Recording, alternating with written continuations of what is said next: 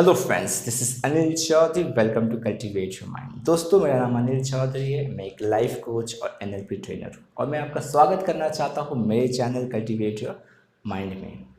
NLP, neuro linguistic programming, मैं इस science को प्रैक्टिस करता हूँ और सिखाता भी हूँ। ये माइंड का एक बेहतरीन साइंस है। आपको किसी भी एरिया में, लाइफ के किसी भी एरिया में एक्सीलेंस चाहिए, बेहतर करना है, तो ये वो साइंस है जो आपको हेल्प कर सकता है। इस समय मैं एक सीरीज़ बना रहा हूँ वीडियो की, जहाँ पे मैं शेयर कर रहा हूँ कि हमारा माइंड कैसे प्रोग्राम होता है और अभी भी हो रहा है। राइट? इस जानकारी से, इस अवेयरनेस से क्या होगा कि यदि आपका जो प्रोग्रामिंग है आपको सपोर्ट नहीं कर रहा, आपको हेल्प नहीं कर रहा, तो आप उसको रीप्रोग्राम कर सकते हैं। इस अवेयरनेस से आप अपने रिश्तेदारों को, अपने दोस्तों को, अपने परिवार में भी हेल्प कर सकते हैं। तो ये जानकारी आपके लिए बहुत ज़्यादा ज़रूरी है। मैंने ऑलरेडी 2 वीडियो आपके साथ शेयर किया है। ठीक है, यदि आपने उन 2 वीडियो को नहीं देखा है तो आप यहाँ पे जो आई बटन है इसे क्लिक करके उन दोनों वीडियोस को देख सकते हैं। तो आइए हम इन चीज़ों को समझना शुरू करते हैं। उससे पहले एक अनाउंसमेंट है। 25 जुलाई को संडे मैं यूट्यूब पे लाइव आ रहा हूँ, जहाँ पे मैं आपके साथ शेयर करने वाला हूँ माइंड के डिफरेंट एस्पेक्ट्स। और यदि आपके कुछ क्वेश्चंस हैं माइंड से रिलेटेड, तो आप आके डेफिनेटली उन्हें पूछ सकते हैं।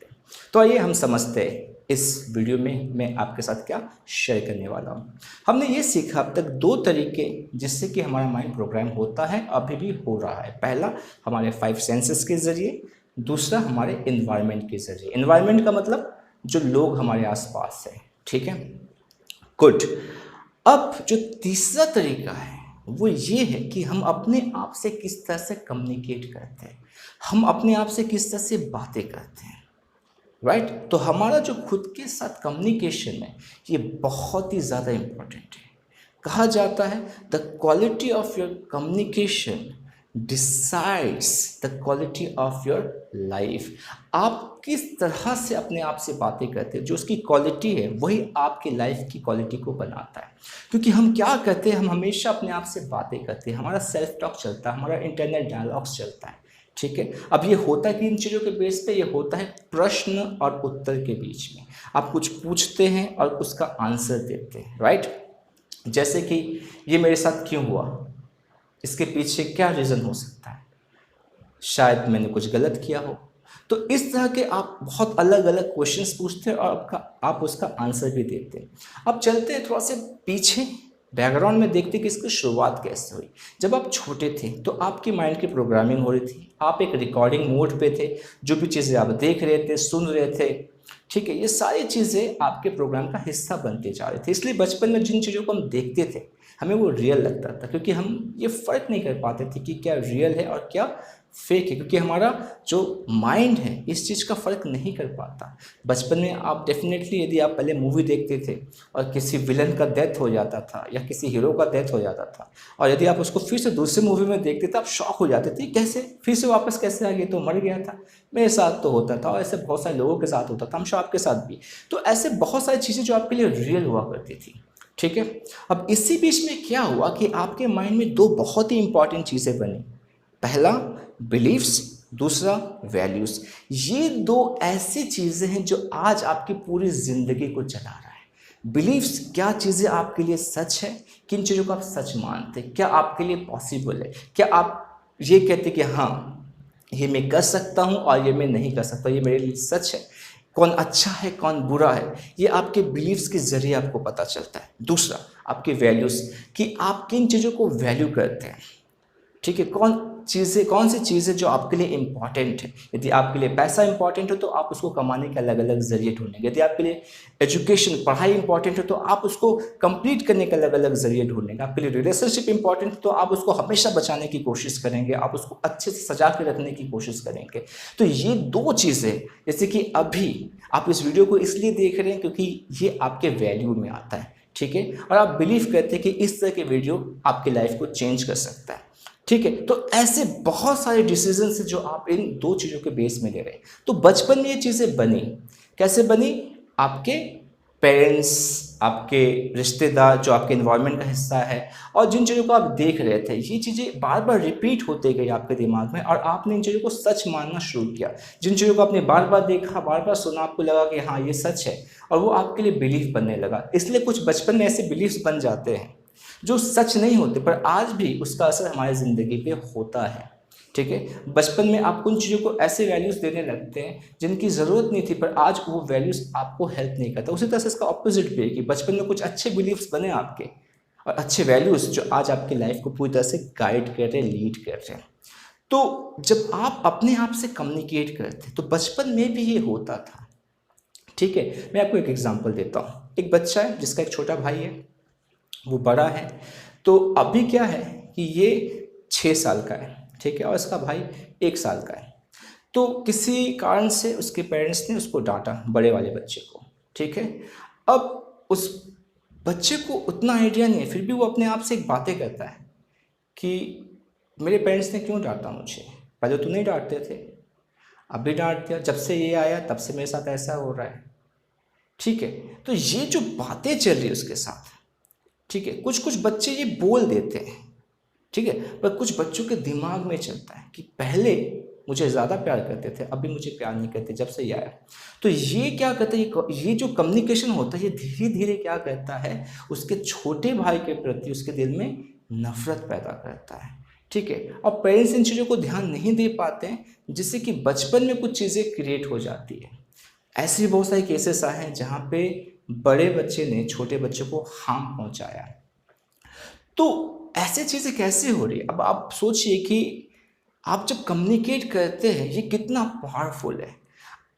आज आप ज़्यादा समय लोगों से बात करते हैं, पर उससे भी ज़्यादा समय आप अपने साथ बात करने में बिताते हैं, अपने साथ सवाल और जवाब पूछते रहते हैं।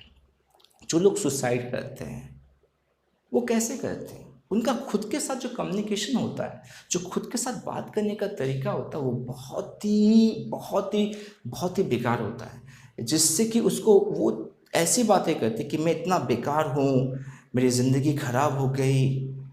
और ये किसी और से नहीं कहते, वो अपने आप से कहते हैं, और इसी का जवाब देते हैं, हाँ क्या फ़ायदा तुझे जी के, सब कुछ तो ख़त्म हो गया तेरी लाइफ में।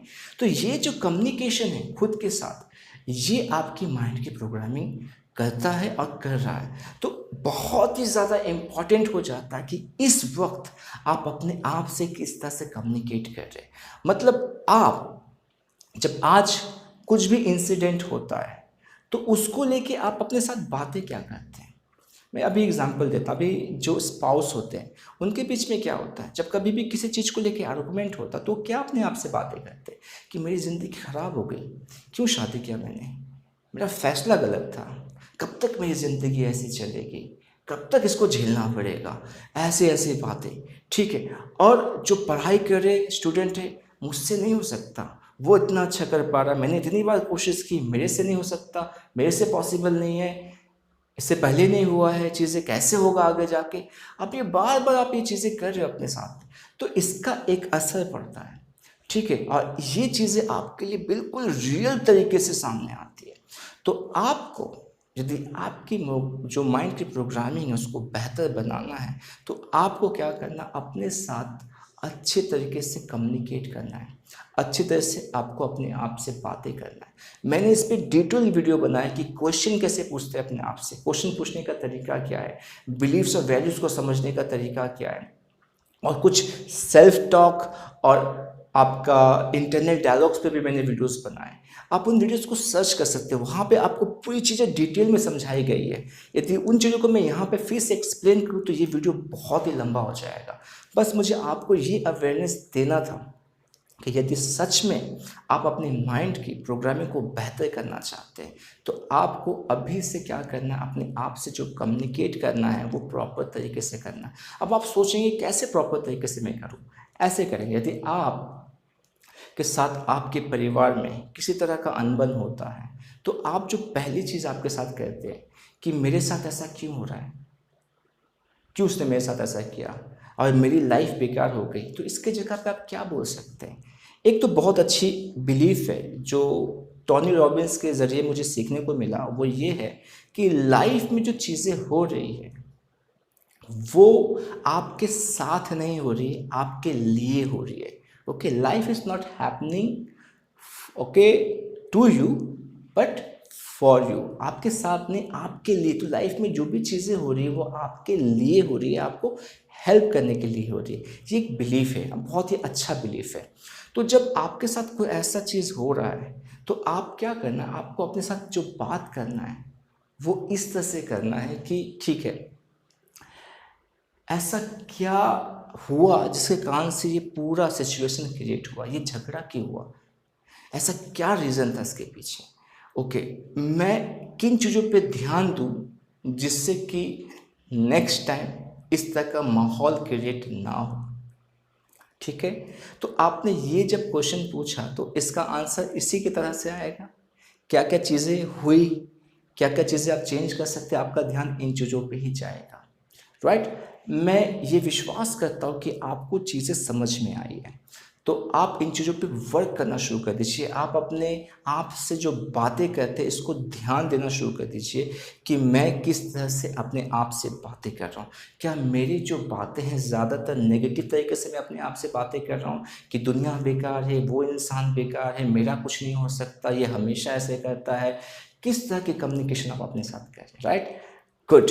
तो यदि आपको ये कोशिश मेरी अच्छी लगी तो आप इस वीडियो को लाइक कर सकते हैं, जिससे कि ये वीडियो बहुत सारे लोगों तक पहुंच पाए।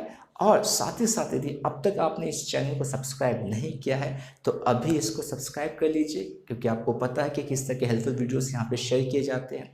और आपको लगता है कि इस वीडियो को शेयर करना चाहिए दूसरे दोस्तों तक, आप दिल खोल के इसे शेयर कर सकते हैं। मैं आपसे फिर से मिलूंगा अपने नेक्स्ट वीडियो में, तब तक अपना ख्याल रखिए। नमस्ते।